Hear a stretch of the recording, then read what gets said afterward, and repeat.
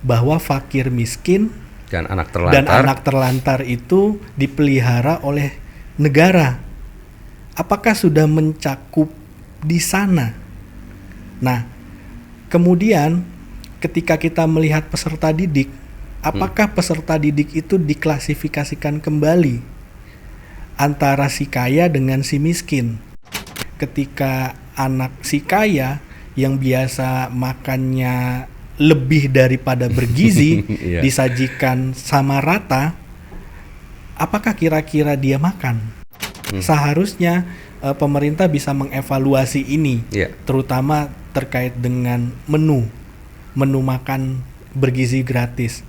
Terkait pembungkaman ini justru akan menimbulkan citra yang negatif, karena menimbulkan kesan ada yang ditutup-tutupi.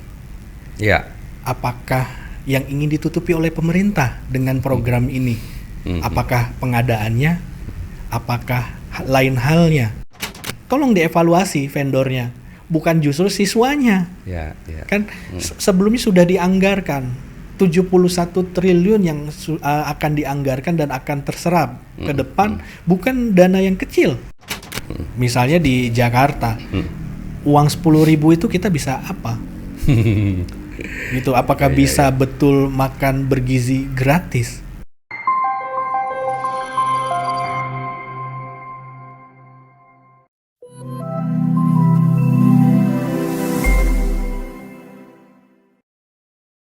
Halo, assalamualaikum, apa kabar sahabat Ipol? Senang saya Timur Arif kembali hadir menyapa Anda dalam acara podcast Bincang si Ipol. Bicara berbagi info dan cerita yang sip dan pol hanya di ipol.id. Nah, sahabat Ipol, Presiden Prabowo Subianto dalam kampanyenya selalu menggembar-gemborkan terkait visi utamanya nih ya, yakni makan bergizi gratis gitu. Namun sayangnya dalam 100 hari terakhir ini pasca beliau memimpin, banyak pro dan kontra terkait program makan bergizi gratis ini. Lantas sebetulnya apa nih yang harus diperbaiki dan apa pula masukan dari masyarakat? Telah hadir di podcast kita Sekjen KNMM Komite Nasional Masyarakat Madani, Bapak Andi Yasin. Apa kabar? Assalamualaikum Pak Andi. Waalaikumsalam warahmatullahi wabarakatuh. Sehat Pak Andi? Alhamdulillah sehat. Ini masih sibuk terus nih kemana-mana atau aktif di mana nih sekarang Pak Andi nih? Untuk saat ini ya, kalau saya pribadi sedang banyak giat di Komite Nasional Masyarakat Madani sebagai sekjen saat ini. Oke, nah itu sebetulnya KNM sendiri bergerak di bidang apa sih nih Pak, organisasi ini Pak? Jadi kalau kita secara singkatnya ya Pak, KNMM ini berdiri atas dasar respon para akademisi terkait mundurnya moralitas di masyarakat. Oke. Gitu. Dan memang KNMM ini ingin memperjuangkan adanya atau terciptanya masyarakat madani, di mana masyarakat madani itu menjadi masyarakat yang beradab, berakhlak dan berdaya saing. Gitu. Itu cita-cita kita. Di mana hal ini sekarang udah mulai langka nih ya, Pak Andi ya? Iya, kalau kita lihat tren saat ini kan banyak sekali kemunduran moralitas gitu. Utamanya di kalangan anak muda. Mungkin banyak berseliweran di media, di mana anak membunuh orang tua, bahkan orang tua membunuh anaknya. Secara akal sehat itu sangat amoral. Tidak bisa diterima oleh akal sehat manusia. Bagaimana orang tua yang memberikan sejak dari dia kecil, memberikan asupan makanan, memberikan pendidikan, sampai akhirnya karena ada satu persoalan lain hal, karena tidak mungkin teredukasi atau karena faktor ekonomi, sehingga membunuh anaknya sendiri. Terjadi hal-hal amoral seperti tadi. Betul. Jadi sebetulnya integritas, akhlak, adab itu nomor satu daripada ilmu gitu ya sebetulnya Pak ya? Seharusnya. Harus gitu ya. Dan KNMM ingin seperti itu ya? Betul, kita mengedepankan visi dan misi untuk memperbaiki akhlak, moral dari masyarakat. Oke. Bentuk kegiatannya sendiri KNMM seperti apa? Saat ini kita pertama banyak menyelenggarakan seminar dan dialog, terutama di kalangan bawah ya. Apa sih aspirasi yang ingin mereka sampaikan atau keluhan-keluhan mereka agar bisa didengar oleh ABG, akademisi, businessman dan government. Oke, bukan anak baru gede ya nih sahabat Ya. Ipol ya, tapi tadi apa? Akademisi, businessman dan Government pemerintah, regulator. Ya. Nah, memang kenapa harus didengar oleh ABG ini? Karena memang masyarakat di bawah ini mungkin kesulitan karena faktor edukasi yang kurang, maka para akademisi harus ikut memberikan perhatian. Dan mungkin karena faktor ekonomi, sehingga para bisnismen, para entrepreneur harus juga ikut memperhatikan. Dan pada akhirnya regulator pun atau pelaksana regulasi itu ikut juga memperhatikan. Oke. Bagaimana KNMM memandang mahasiswa pelajar terkait visi misi KNMM sendiri? Apakah penting atau mereka sebagai objek saja atau seperti apa? Sampai dengan saat ini mahasiswa merespon sangat positif dengan keberadaan KNMM ini, karena dengan adanya KNMM ini mereka ikut andil untuk membangun pemerintahan yang baik dan bersih tentunya. Gitu. Oke, berarti mahasiswa pelajar juga merupakan bagian penting ya untuk menyadarkan seluruh elemen tadi agar bisa memiliki integritas, adab dan akhlak yang baik. Betul. Nah, Pak Andias ini kan kita lagi ngebahas makan bergizi gratis ya kan. Kalau terkait pelajar, mahasiswa, mereka tentunya juga butuh asupan gizi yang baik gitu ya. Tapi kan masalahnya itu saja nggak cukup mungkin ya. Pak Andi Yasin memandang KNMM program makan bergizi gratis nasional ini seperti apa nih? Ya. Yang pertama mungkin kita harus apresiasi dulu dengan terobosan-terobosan dari pemerintahan Pak Prabowo dalam kabinetnya Merah Putih.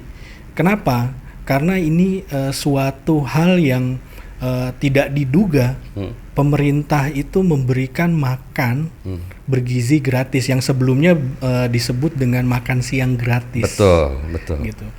Nah, tapi di lain sisi kita juga perlu mengkritisi sebagai penyeimbang. Apa sih yang di cara pandang masyarakat itu? Ya, pertama, kalau kita lihat dari konteksnya, makan bergizi gratis. Artinya ini sangat global. Siapa yang harus diberi makanan ini?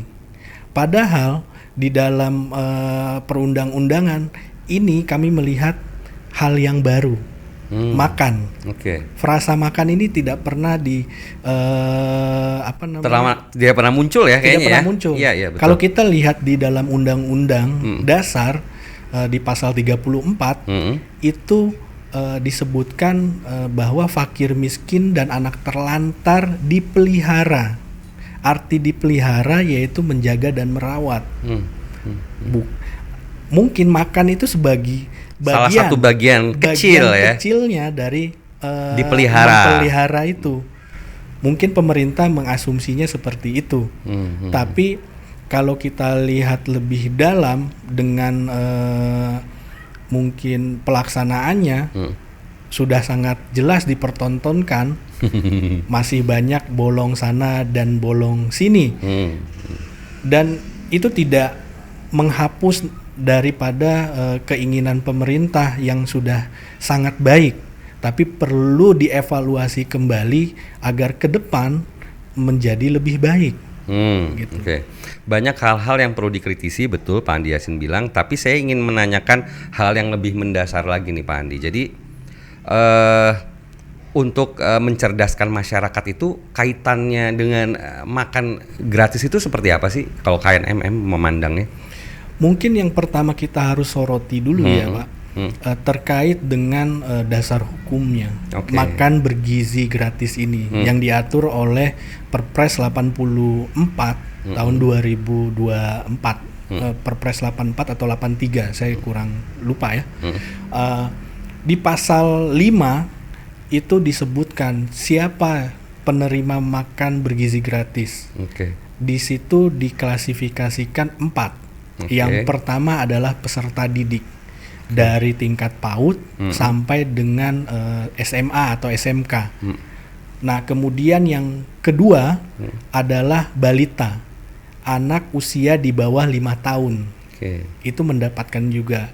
Yang ketiga adalah ibu hamil. Dan yang keempat adalah ibu menyusui.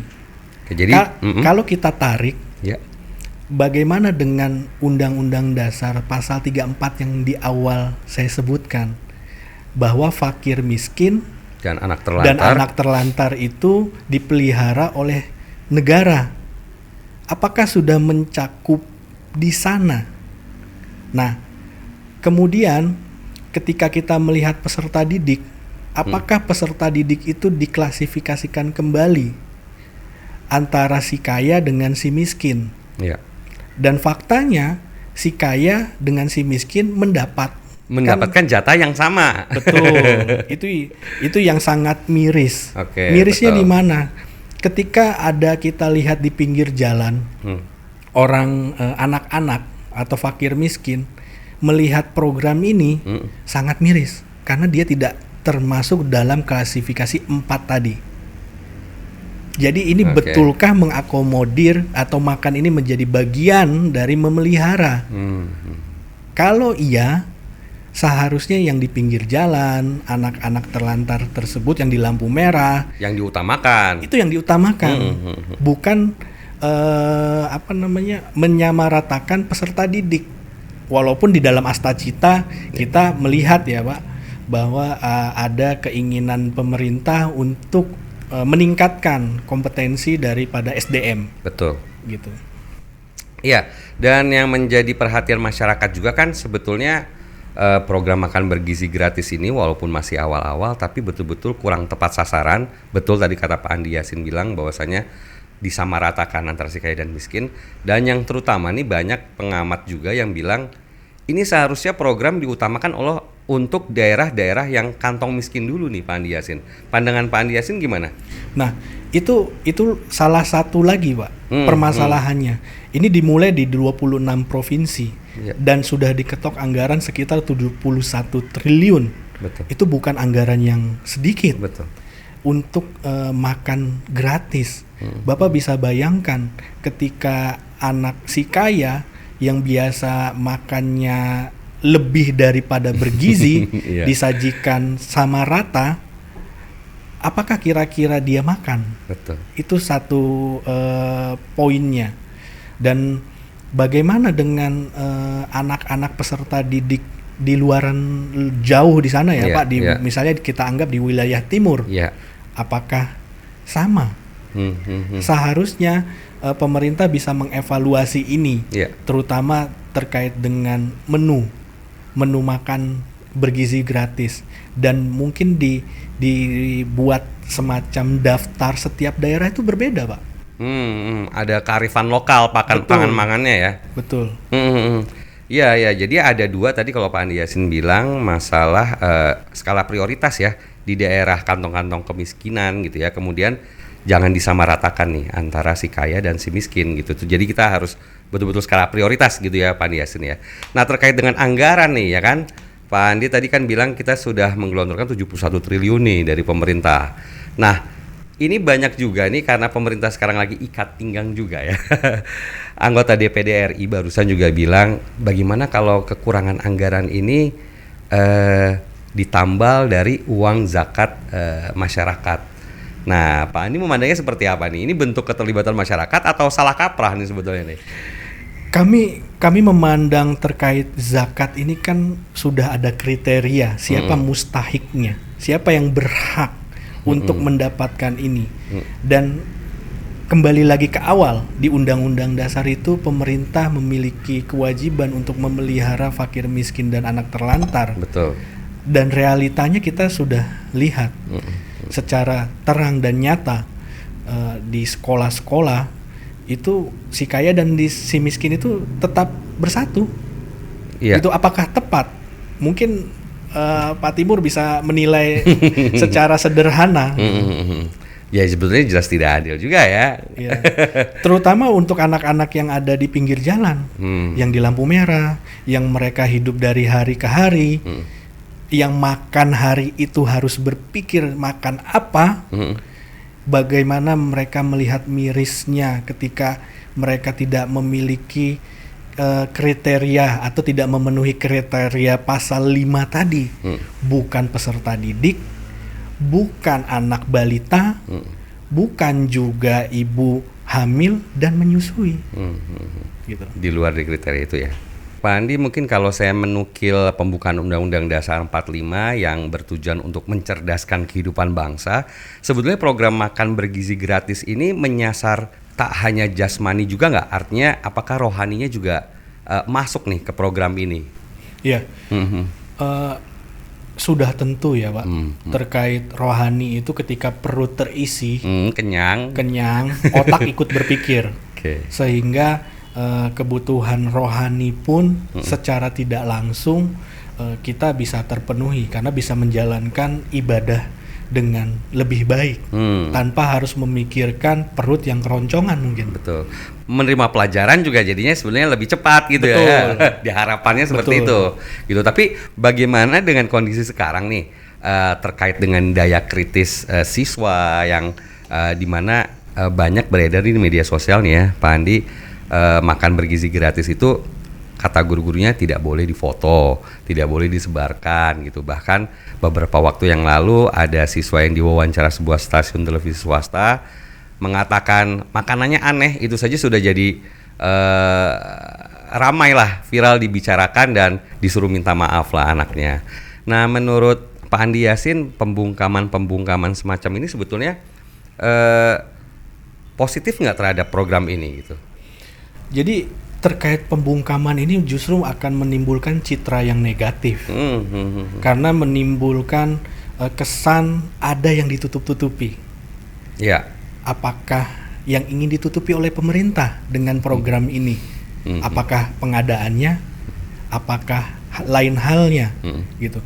Makanya sikap kritis yang sudah dilakukan oleh siswa bahkan sejak dini itu memfoto itu adalah baik. Karena itu menimbulkan transparansi dan justru bukan malah dikerdilkan atau menjadi dipojokkan dengan harus minta maaf, tidak. Itu adalah fakta. Yang harusnya dilakukan oleh pemerintah adalah mengevaluasi apakah benar yang terjadi. Jika itu benar dengan narasi-narasi yang disampaikan oleh siswa atau yang menerima makan bergizi gratis itu dan itu terlihat salah, ya Anda harusnya evaluasi, bukan justru mengkerdilkan pendapat-pendapat siswa gitu. Siswa ini kan yang menjadi target saat ini kan anak PAUD sampai SMA, yang mana mereka pun dalam cara berpikir juga mungkin spontan. Kok makan yang disebut makan bergizi ini seperti ini, di mana bergizinya? Mungkin seperti itu, dan itu muncul secara spontan, gitu. Harusnya tidak ada pembungkaman dari hal ini dan justru malah pemerintah dibantu ya dan dibantu evaluasi gitu ya, Pak Betul, Andi, ya? dengan adanya kritik dari penerima ya, artinya kan sudah muncul kejadian-kejadian. Oh, ini mungkin dari vendor yang menyediakan. Tolong dievaluasi vendornya, bukan justru siswanya. Kan sebelumnya sudah dianggarkan 71 triliun yang akan dianggarkan dan akan terserap ke depan, bukan dana yang kecil. Betul. Gitu. Betul. Dan bahkan banyak kasus juga nih keracunan ternyata gitu. Nah, ini kan perlu menjadi perhatian juga. Kalau media sosial dibungkam, kekritisan dibungkam, tentunya juga ini akan menyusahkan pemerintah ke depannya gitu ya Pak Andi ya. Pak Andi, terkait 71 triliun, kemudian menunya yang sederhana. Sebenarnya kan pemerintah awal mencanangkan MBG ini menunya Rp25.000 per porsi, turun jadi Rp20.000, Rp15.000, sekarang jadi Rp10.000. Dari KNMM sendiri melihat menu Rp10.000 ini apakah cukup nih untuk terbebas dari stunting, bahkan tadi cita-citanya mencerdaskan anak-anak bangsa, Rp10.000 cukup? Untuk saat ini, untuk mengawali, kita harus apresiasi dulu dengan program yang sudah dicanangkan oleh Presiden Prabowo. Kita bisa ambil tengah-tengah. Kita anggap cukup. Walaupun masih ada di berbagai daerah nilai 10.000 itu kecil, gitu. Misalnya di Jakarta, uang 10.000 itu kita bisa apa? Gitu. Apakah bisa betul makan bergizi gratis? Gitu. Apa yang bisa dilakukan dengan uang 10.000? Gitu. Mungkin kalau di daerah karena bahan baku lebih murah, itu bisa. Tapi kalau di kota-kota besar, saya harus lebih ekstra. Apakah bisa? Gitu. Nah, ini terkait apakah bisa dan anggaran. Ini kan sebenarnya pemerintah juga lagi pusing putar otak bagaimana caranya 71 triliun itu bisa terwujud, ya kan? Apalagi ini program ya yang kita tahu tentu ini program yang cukup prestis di mata Pak Prabowo sebagai presiden ya, karena ini merupakan program utamanya ya. Menurut KNMM sendiri seharusnya pemerintah bisa mendapatkan dana ini tuh dari apa? Karena kan kita miris terkait korupsi masih marak terjadi. Pertambangan kita kaya raya tapi masih banyak dikorupsi. KNMM memandang seperti apa nih? Ya, yang pertama terkait dengan program ini, kami masih menganggap ini terlalu terburu-buru. Masih banyak yang harus dievaluasi. Terlebih dengan banyaknya defisit anggaran, gitu. Betul. Dengan anggaran MBG ini banyak sekolah yang bisa kita bangun atau kita renovasi. Dengan anggaran tersebut kita bisa lebih mensejahterakan guru-guru, atau kita bisa memperhatikan anak-anak terlantar yang di pinggir jalan. Nah, seharusnya pemerintah bisa lebih bijak untuk mengklasifikasikan siapa yang menjadi penerima MBG ini. Kalau dari kami lebih memprioritaskan mereka yang memang memiliki keterbatasan ekonomi. Bisa saja dengan cara gotong royong. Misal, saya memberikan contoh. Dalam satu RT, bisa saja iuran warga itu memelihara 5 orang saja di tingkat RT. Warganya di situ gitu ya maksudnya ya? Warganya memelihara 5 orang, kemudian di tingkat RW lebih banyak, mungkin 10 orang atau 100 orang, terus ke atas, tingkat kelurahan, tingkat provinsi, tingkat nasional, sehingga tidak berfokus pada satu titik anggaran yaitu APBN. Dan itu bisa dijalankan di setiap level dengan satu tujuan untuk mencerdaskan bangsa tadi. Oke, berarti Pak Andi Yasin melihat ada pemberdayaan dari masyarakat. Tapi kan ini lagi-lagi masyarakat sudah banyak dibebani ya Pak Andi ya. Awal tahun kita tahu PPN 12% naik walaupun diralat oleh pemerintah gitu. Tapi dari sisi regulasi, kemudian dari sisi ketatnya reformasi terkait korupsi itu sepertinya masih kurang dari pemerintah. Pak Andi melihat, KNMM melihat apakah ini bisa juga sebagai salah satu sumber dari artinya uang-uang korupsi tadi itu apakah bisa juga untuk memenuhi program ini gitu Pak Andi? Iya, itu mungkin bisa, tapi dengan besarnya anggaran, pemerintah pun harus lebih ekstra dalam mengawasi. Bisa saja ketika pelaksanaan program ini menjadi banyak perhatian oleh mafia-mafia dalam menyulap program menyulap komposisi ya mungkin atau menu makanan. Seharusnya 10.000 saya cut jadi 5.000. Ini kan berbahaya. Dan yang menentukan 10.000 nilai nominal 10.000 itu menunya apa saja. Bisa saja di Jakarta satu buah telur itu Rp2.000. Tapi di tempat lain bisa kurang dari itu, mungkin, gitu. Dan ini kan pasti ada margin. Betul. Dan kalau misalnya ini ditender ke vendor-vendor, menjadi keuntungan dari vendor. Si vendor tadi. Apakah vendor ini memiliki batasan dari uang 10.000 loh? Bisa saja vendor memberikan anggaran hanya 3.000, hanya ada 1 kotak susu dan 1 buah telur. Gitu. Ya. Oke, baik kalau gitu Pak Andi, mungkin closing statement karena kita sudah di ujung acara. Kira-kira apa nih yang perlu diimbau dari masyarakat dan dari khususnya pemerintah nih yang sebagai pemilik program MBG? Silakan. Ya, yang pertama kepada masyarakat, kita harus tetap menjadi masyarakat yang kritis untuk mengawal program yang sudah dicanangkan oleh Presiden Prabowo. Jangan gusar dan jangan menjadi bimbang dengan adanya atau tekanan dari oknum-oknum tertentu yang ingin membungkam sifat kritis kita sebagai masyarakat. Kita harus menjadi pengawal daripada program pemerintah agar terciptanya pemerintahan yang bersih dan transparan. Dan kemudian kepada pemerintah selaku pelaksana program ini tentu bisa dievaluasi kembali apakah sudah tepat sasaran, efektif, dan efisien sehingga nantinya program ini menjadi lebih baik ke depannya gitu. Baik, masih ada baru 100 hari kepemimpinan Prabowo, masih panjang waktunya untuk memperbaiki dan mengevaluasi program ini. Semoga program ini bisa berjalan sukses ke depan, begitu ya? Betul. Pak Andi ya. Baik, Pak Andi Yassin, Sekjen Komite Nasional Masyarakat Madani telah menemani podcast IPOL kita kali ini. Salam buat teman-teman di KNMM. Siap, oke. Demikian sahabat IPOL, bincang kita kali ini. Semoga bermanfaat dan menambah wawasan. Jangan lupa untuk subscribe, like, share, dan komen YouTube si IPOL.